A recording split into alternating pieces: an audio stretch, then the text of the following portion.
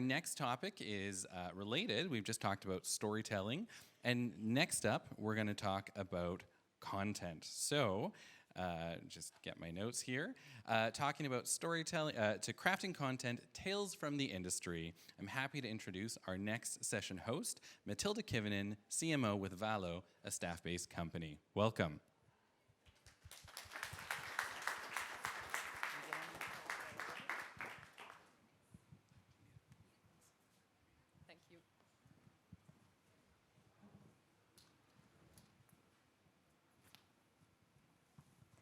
So hi everybody, and welcome on stage to share the tales from the industry.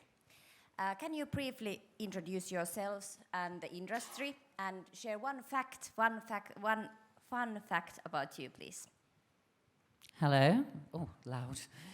My name's Tyler Rose. I work at Dishoom. I do internal comms and team engagement there. Fun fact, I used to be a stand-up comic. Obviously not a very good one, but from a stand-up comic to internal comms, it's all been a very fun journey. So that's me in a nutshell. Hi everyone, thanks for sticking out after lunch. I think a lot has been said already, so I'm really glad that you're still interested in what we have to say. My name is Maaike. I'm not an internal comms manager, and I have never been. I'm here to represent an airline, and I came here by train, and I'm actually quite proud of that. Okay, thanks. Okay, so let's dive in. So, what is your biggest challenge in internal communications? So, at Dishoom, we started as quite a small group. I'm shaking. We started as quite a small group in 2010, and since then we've grown to 1,400 people. And obviously, with people working in different sites and all different kind of hours of the day, trying to make sure that everyone still feels connected and like part of the family, and make sure that we're all in the same boat together has been the main challenge. Previously at Dishoom, we were using multiple different channels, and that became quite difficult because it meant that something or someone was always missed along the way somehow, and someone might be like, I didn't know this event was happening, because maybe we didn't post on every single thing, because we obviously were using different channels for different things. And then since then, I think was that everything? I think that was everything.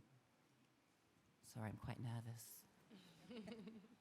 Yeah, from our side as an airline, we've got so many totally different target groups. Our audience is so divided. We've got pilots who are in the cockpit all the time. They've got loads of time to discuss, to gossip. We're that type of company. We've got cabin crew who are on a night stop together with that cockpit crew in a group of 6-7 people for a few days in an African outstation.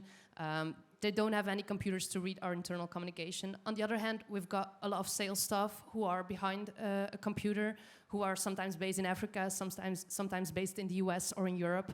And we've got also a totally different group of people who are people like us, just doing an office job and trying to connect with all of these people, even though you're not seeing them anytime soon. And that's actually where Staffbase came in as the hero. It was an idea of our communities themselves, so we started with a workshop to ask them, what are you really interested in, and where do you want to read it, when do you want to read it? And basically there came out that an app would be the ideal solution for them. So that's when we went ahead in our cooperation with Staffbase to really tackle that challenge. Okay, thanks. And Tyler, how do you tackle the kind of challenge in your Dishoom? So I think video content's been really important for us. So when I started in internal comms at Dishoom about 3 years ago, we did a lot of internal team emails, and most of our team are from the continent or anywhere else in the world, and just because you might speak fluent in English doesn't mean that you necessarily read fluent English. And I think that was one of the main challenges for me, because I was thinking, God, we're sending these emails that just go on and on and on, which is amazing, and like they're beautifully crafted, but I just thought the best way to move forward is to get the founders in front of the camera. And we've got an in-house graphic designer who's incredible, and just making the content really tailored and really engaging so that team are excited to see what we're going to show next and what the new benefit might be and how we're going to present it. So recently we launched Calm last week, the Calm app with our team, and we have like an internal newspaper. So we do have the Staffbase app, which I think there's some slides of our well-being area, which is beautifully designed by our graphic designer. And before we used to, like I said, we used to have the big long team emails, and every time we got a new benefit, it just meant that we added to the email, so the email just got longer and longer and longer, so that people could make sure that we didn't miss anything. And I was like, this is just too much, because people aren't going to read the new thing and they're not going to remember the old thing. So, this is the home page. So on the home page, we have our team events at the top.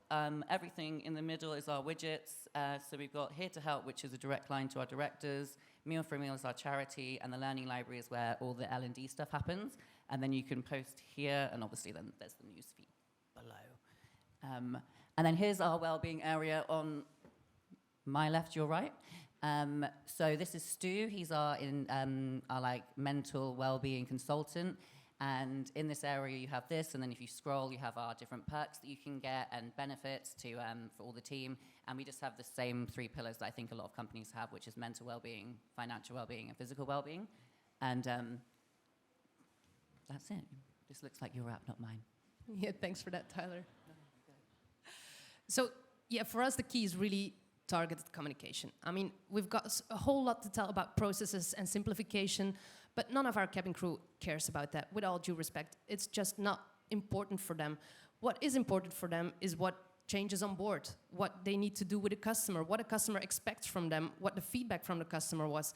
So we built different communities and target groups per job content. And we really try not to write that content that we target to these groups ourselves. I think I'm not bad of a storyteller, but I really don't want to tell the stories to them.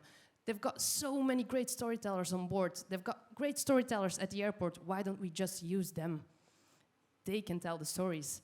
We just guide them through the data, because I think the data is key here. And we're all very emotional people. We follow our guts. I've heard that before today.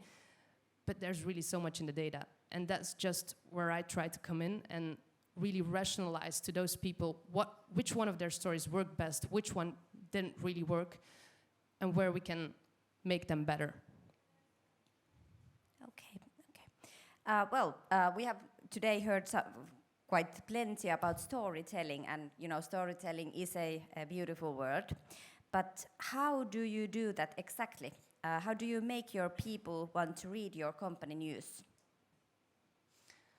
So I'll try to share some of the tips that haven't been shared before, and some of the tips that I try to share with my community as well, with the editors that we have in-house, within the communities. So the first one's most of the time a shock to them, because people really don't care about your stories. They will not read them.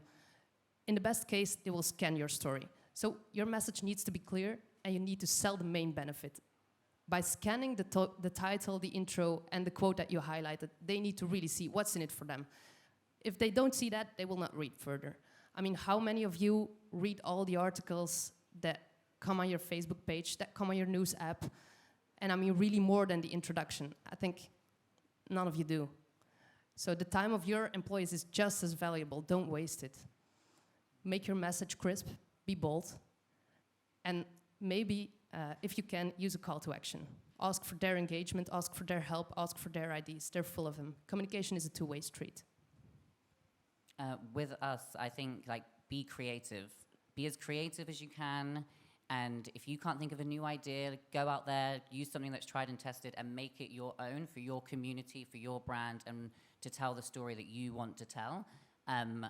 Before I kind of came on board, we didn't have an in-house internal comms person. It was kind of mixed between a few different people. So it meant that when I got that role, I was able just to run with it and be really creative inside the team and make things colorful and make things fun, and remember that the demographic of the hospitality industry every year is getting a bit younger and a bit younger and a bit younger, rather than staying at the age I am when I'm 32, when I started in hospitality all those years ago, because now it's Gen Z kids coming in, which doesn't necessarily mean too much, but people want new things. People are used to 10-second TikTok videos, so make your, like you said, make it succinct, make it to the point, and just get your concept across. Sounds good. What is the wildest thing you kind of ever dared to do, have dared to do? Ooh. So I think the most creative thing has been our internal newspaper. it's something I wanted to do for a really, really long time. And then during lockdown, the very first lockdown, they kind of finally said, okay, we need something tangible that we can get to the team. What do you want to do? And I was like, the internal newspaper. So our internal newspaper, we do one like once a month.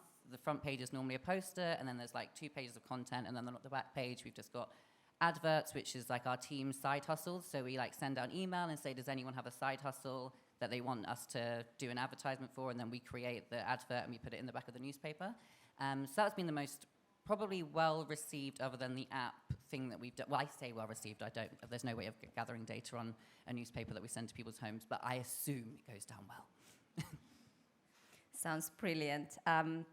And those were kind of great tips that you kind of just shared. But what would be the one not to do? What is the one thing not to do when sharing stories? I would say write out a whole speech for your CEO. Because he will not stick to it, and people will not believe what he says, even if he sticks to it. You just give him the message that you want to bring him across, and I think if he succeeds in just saying that one sentence, you can be a very happy spokesperson. He will be authentic only if he tells his own story, their story. Yeah, to kind of build on that, make sure the right person is delivering the right content, because it just won't land. If somebody, maybe the founder is talking about something that he's not passionate about, you can just tell. And it's the same in like emails that you send. If it's just, you write this beautiful email and it's actually in someone else's tone of voice, like my tone of voice, and then suddenly it says from blah, blah, blah at the end, people are like, what? I think that kind of comes back to the authenticity point from earlier today, and kind of the same as that there, the authenticity. Don't write a whole speech if the person is going to not be able to deliver it and execute it well. Yes, really great points. Kind of related on that topic, how important is that your employees can relate to those kind of stories that you are sharing? Yeah, that's absolutely key. I mean, they need to feel connected to the storyteller, to what they are reading. They don't only need to see what's in it for me, but they will believe it if it's a peer telling the story. If it's Tyler telling me how I should do internal comms and what worked for him, what didn't work for him, I'll believe him. He's been in there. He's been in the field. So maybe make people believe your story. You can do that by choosing the right spokesperson. I think if you put forward someone who's really passionate about what they're doing or about what they're interested in, people will buy anything they say. Yeah, I think it's hugely important. I think, 2022, so much has changed in the last decade. And before, I feel like in a lot of communities at work, clocking in and clocking out was kind of the most important thing. Climbing the ladder was the most important thing. And now a sense of community and being together is one of the most important things. And I think we really saw that in the last couple of years, where you had people that you worked with and you thought were just your work friends, and then suddenly, you're talking to them on a screen every day and you're checking in with each other, and you just really, the sense of community just got a lot bigger, and we need to make sure that everyone in the company is living their happiest, healthiest, and best life. And if they're not, we need to find out what we can do to support them. And if we can't do anything, then, well, I don't have an answer to that, actually. I can't do anything. But I do think it's important to try and make sure that everyone is happy. And, if they, like it was said earlier today, if people do just want to clock in and clock out, that's fine as well. But just try and share the love. Okay, but how do you know what works and what doesn't work? How do you know? Well, there's two things. First, you need to know if the people read your story. You can see that in the data. That's very easy. That's very straightforward. And then second, you need to know if they read your communication, how do they feel after having read it? Is that the feeling that you wanted to bring across? Is that the key message that you wanted to bring across? And sometimes I wonder if a communication that I've written, being it a press release for external communication, because that's actually my field, or an internal communication, maybe an interview even with one of our colleagues, if that really does that. And then in the most difficult cases, I try to go chat with my grandma. She's my favorite audience. She's very honest. She asks the right questions. And if she's still interested in the follow-up story, if the next day she asks like, well, how did it go? I know that I've created a good story. For me, until I had the staff-based app, I really didn't do much reporting, which I know is terrible. Now I'm very obsessed with it and refresh it every morning, and I'm like, oh my God, user rates registration. But before, I used to do, which I know is very unprofessional, but I used to do like a vibe check. I used to go to the cafes every day and like see how people were feeling about things, and like that's what I kind of did near the beginning. And next week I'm in each of our cafes like one a day, which means great food all week. But I just think that's still really important. So it's great to have the data, but you really need to talk to people. I think someone, I can't remember who earlier today was also saying about talking to people and getting their reaction, and they're more likely to talk to a comms person than a HR person, even though we're all kind of in the same sort of general world, and people just feel like they can come to you and be like, this sucks, or like, this is amazing, and you're just like, yes, good to know, and then you just kind of quickly type it away and then remember it for later. And I just think that's really important, to be on the ground as much as possible. And if you're in an office, go to a different department, hot desk, even if your place isn't hot desk, just be like, I'm going to come sit with you guys today and just find out what everyone's doing.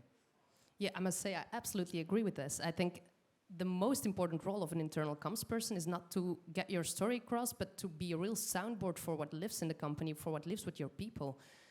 And there, sometimes chatting with them can help, but also an anonymous tool. In the beginning of the pandemic, we launched a format where people could anonymously post questions, because that's apparently the only way to make people really be honest. There was a lot of crap in there, but also a lot of real worries. Things that people didn't dare to ask the CEO if they had to put their name next to it. But anonymously, more than 100 people asked the same question, like, what will happen to my salary? And it's only by having that format that we really got to know what were the biggest worries of our people. It's not, will I have a job tomorrow? It's what will happen to my salary today? And we were wrong in some of those cases, but due to an anonymous format, we got to know their real worries. Yeah, just to build on that, I mean, I know everyone did lots of different things during the lockdowns. What we did was we started something called Chai Pa Chacha, which it just means a chit-chat with a cup of tea, basically. And we'd hold them every week, where anyone could just drop in. There would normally be an update on COVID, because at that point, stuff was happening every single day, and no one knew what was going on. But the first half was that, and then the second half was everyone on the Zoom call was able just to open with questions and write them in the chat group, and then we would just spend sometimes like an hour, because at that point everyone had so many questions, and it really brought in that sense of community when there was like probably 800 people, I think, on our biggest call, which was terrifying, because I was like letting people in, and at that point I didn't know how to make someone a co-host, so I was just like freaking out the whole time. But yeah, I think sense of community and making sure that you, like you said, soundboard everything is really important. Okay, can you kind of share one example of good story that performed really well? I remember one. It was not an internal one. It was actually a story that started as an internal chat in the beginning of the pandemic, when we grounded all our fleet. We had all our aircraft on the ground at the airport. They were like all over the tarmac, because there aren't enough parking spaces to park 50 aircraft at Brussels Airport.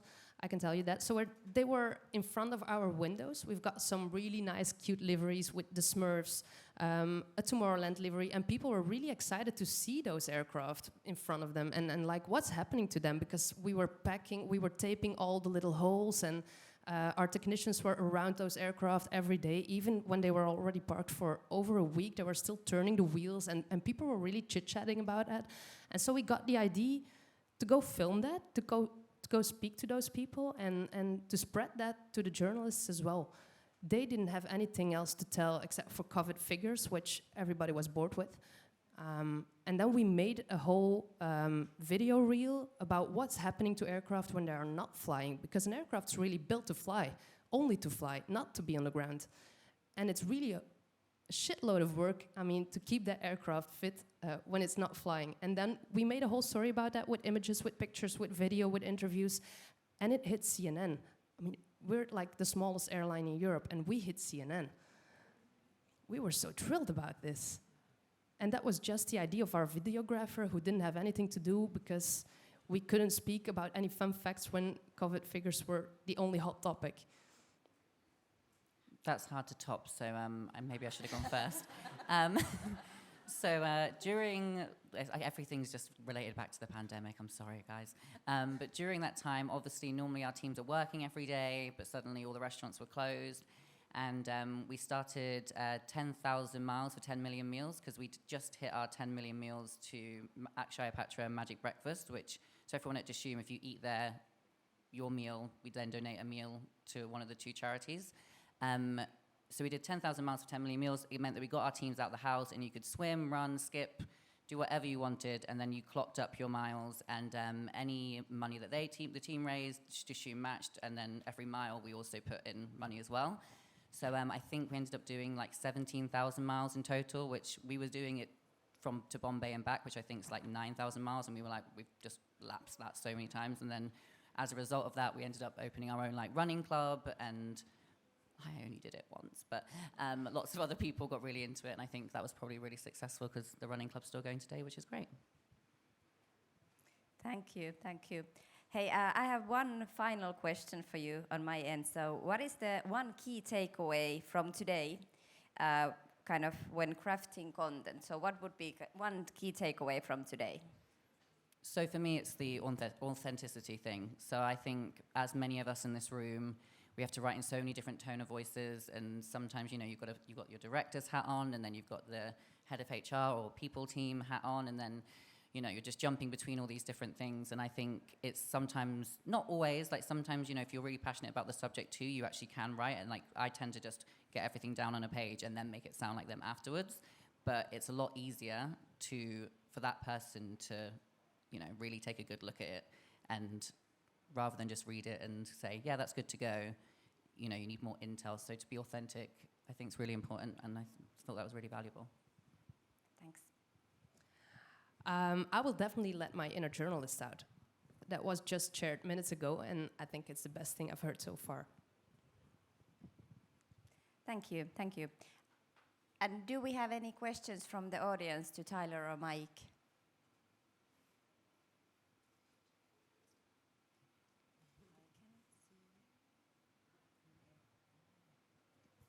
Hiya. Oh, there we go. Hi, hello. Testing. We've talked a lot about like successful creation of content. Where have you failed the worst when creating content? What's the worst mistake you've made? I think for me, it's a mistake I've made multiple times. It's when colleagues ask me to communicate something that they've done internally, and you always feel like, yeah, I want to help them out, I want to give them the visibility that they deserve, but it's really not what the people want to read because it's formulated wrong. People don't really care what they have done, they care what's in it for me. And what we've done recently is change the format. If a colleague really wants to talk about what they've realized, we try to do it in an interview format. And we always try to include the question like, what if I travel as a passenger tomorrow or this summer, what will be different for me? And then if we can answer that question, I think the story is worth telling. I can think of quite a few, but I won't. So in the past, I have definitely sent out mass invites to people who are not invited to an event, and then quickly sent an email back being like, oh, by the way, that wasn't meant for you, and then was told by the director, maybe you should have just left it. They would have all been working anyway, so they wouldn't have been able to come. And I was like, mm-hmm.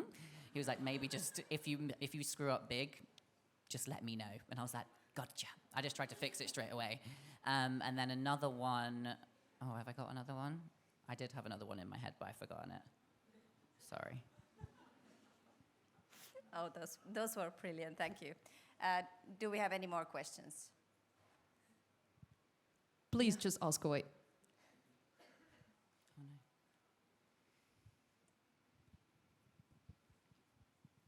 Hey guys, you've both been in an industry that's been hit pretty hard over COVID. Have you had to deal with a lot of negativity? And if so, how did you deal with that? Yeah, absolutely. I mean, it's been hard to find the positivity in it sometimes to communicate. And I feel like over the past 2 years, I've learned that the best way to deal with this is just get it out of the way. You just start with the most difficult topic. You address that in a webcast, in the first sentence, in the introduction, and then you've said it, and people can start thinking about other questions. And that seems to work pretty well. We actually didn't have too much negativity, luckily, because right from the moment everything was happening, one of the co-founders kind of came on video to everyone in our Facebook group that we had at the time and just said, no one needs to worry. And this is before like furlough or anything had happened. They were just like, we will keep everyone in the boat and ride this storm for as long as we physically can. And then thankfully furlough came along. But at that stage, it was very like, we're keeping everyone together. We're going to help everyone. And we set up like food drops, and cafes would open in the morning so that team could come and get just general essentials, because obviously toilet roll was a big deal at the time, and we had lots because the restaurants were closed. And so we just kind of like helped people with suppliers. I think we replaced washing machines when people's stuff broke and things weren't getting delivered and taking months. So, you know, I think we had a lot of a positive response, I guess. So we were quite lucky.